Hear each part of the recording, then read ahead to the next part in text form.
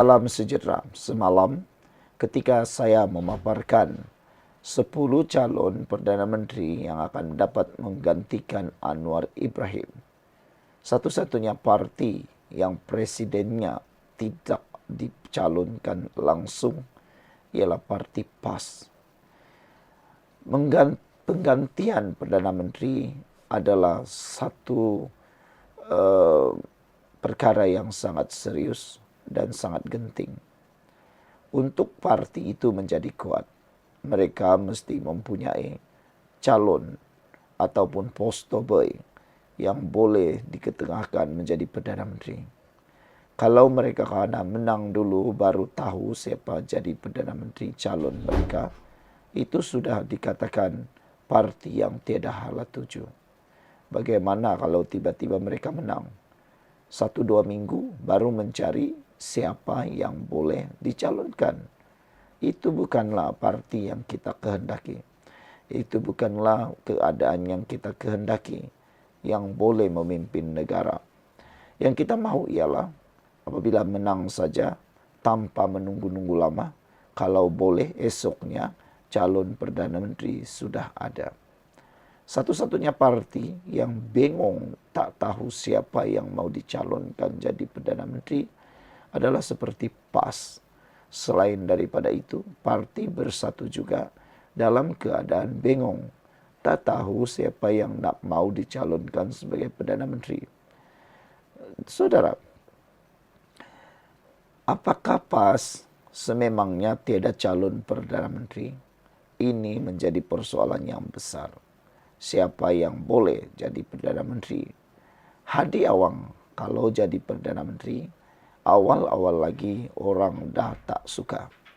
Sebelum kita teruskan ulasan kali ini, jangan lupa pada masalah kencing manis, gout dan tinggi darah, sila tekan butang produk yang ada dalam channel konten ini untuk mendapatkan produk paling murah yang boleh menyelesaikan masalah gout, kencing manis, tinggi darah Anda dengan harga yang murah, berbaloi mujarab. Sudah beribu-ribu orang yang menggunakan produk ini dan mereka kata amat baik. Jadi sediakan payung sebelum hujan, guna secepat yang mungkin. Adakah PAS sememangnya tiada calon Perdana Menteri?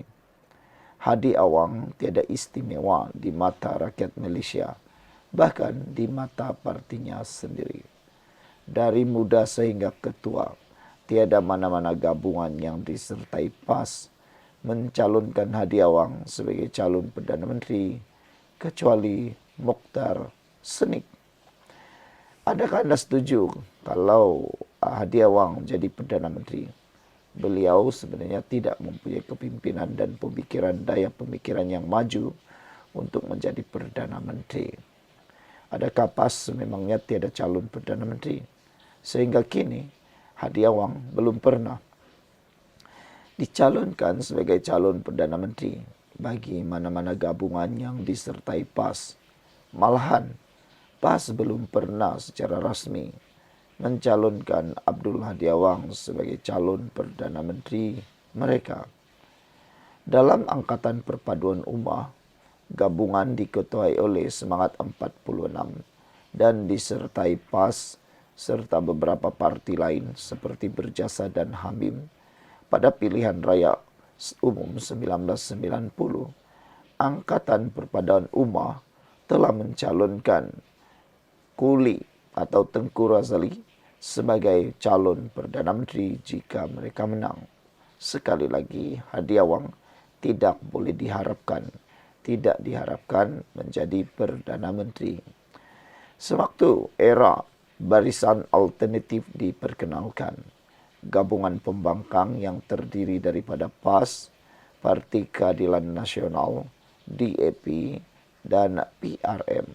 Ia ditubuhkan semasa era awal reformasi. Waktu ini Anwar Ibrahim baru sahaja dipecat daripada UMNO. Dan pada waktu ini Anwar Ibrahim diangkat sebagai calon Perdana Menteri. Jauh sekali PAS, jauh sekali Abdul Hadi Awang untuk diharapkan menjadi Perdana Menteri. Seterusnya, Pakatan Rakyat. Sewaktu gabungan ini yang juga terdiri daripada PAS, PKR, dan DAP, ia berjaya menawan beberapa negeri dalam PRU 2008. Sekali lagi, hadiah wang ataupun calon-calon daripada parti lain, terutamanya PAS, tidak dicalonkan sebagai calon Perdana Menteri. Yang menjadi calon adalah tetap Anwar Ibrahim, di mana kalibat hadiah wang boleh dipercayai kah kalibat hadiah wang.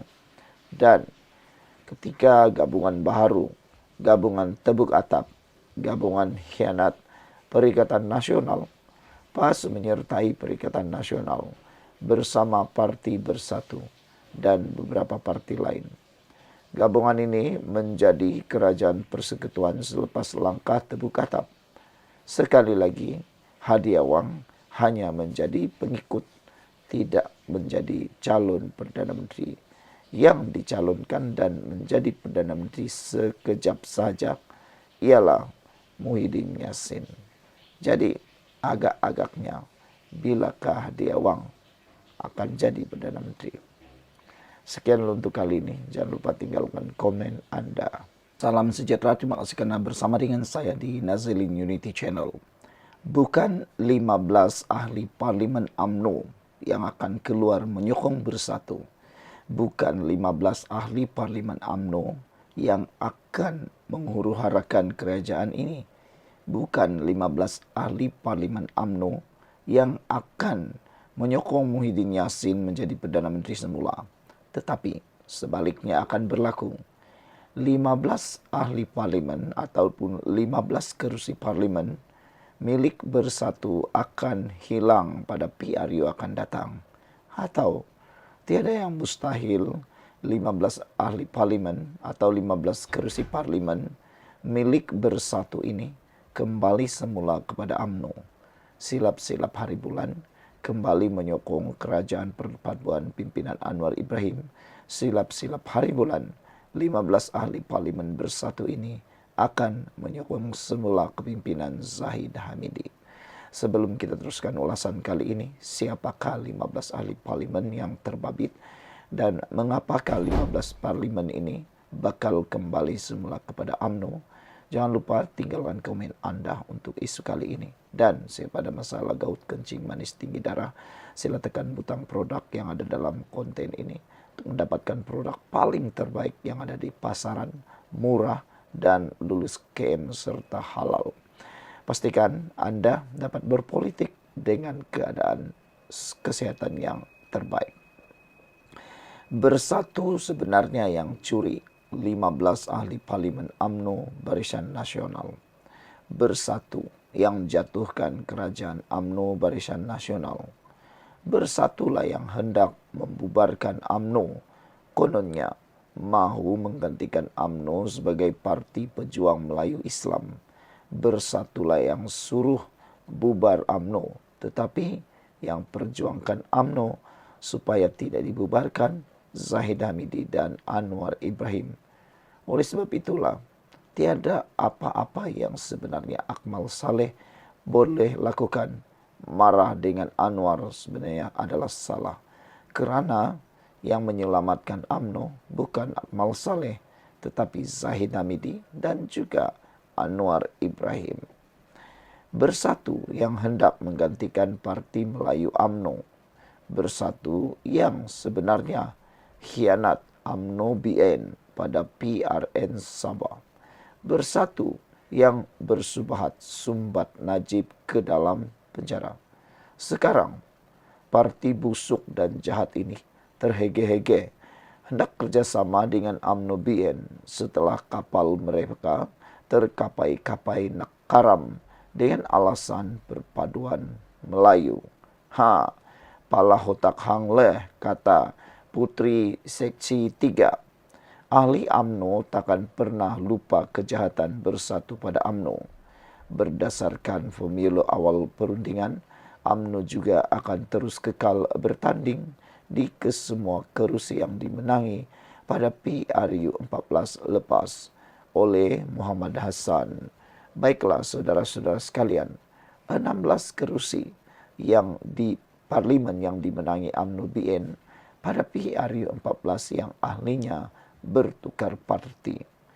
Pertama, P058 Bagan Serai Nur Azmi Ghazali daripada UMNO BN menyertai Bersatu.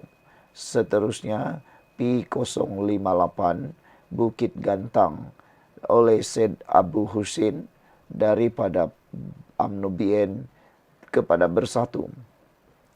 P134 Masjid Tanah Mas Elmeriati Samsudin. P030 Jeli Mustafa Muhammad. P183 Beluran Ronald Kiandi. P167 Kudat Abdul Rahim Bakri. P056 Larut Hamzah Zainuddin. P177 Beaufort Aziza Muhammad Dun. P038 Hulu Terengganu Rasul Wahab. P027 Tanah Merah Iqmal Ibrahim Abdul Aziz.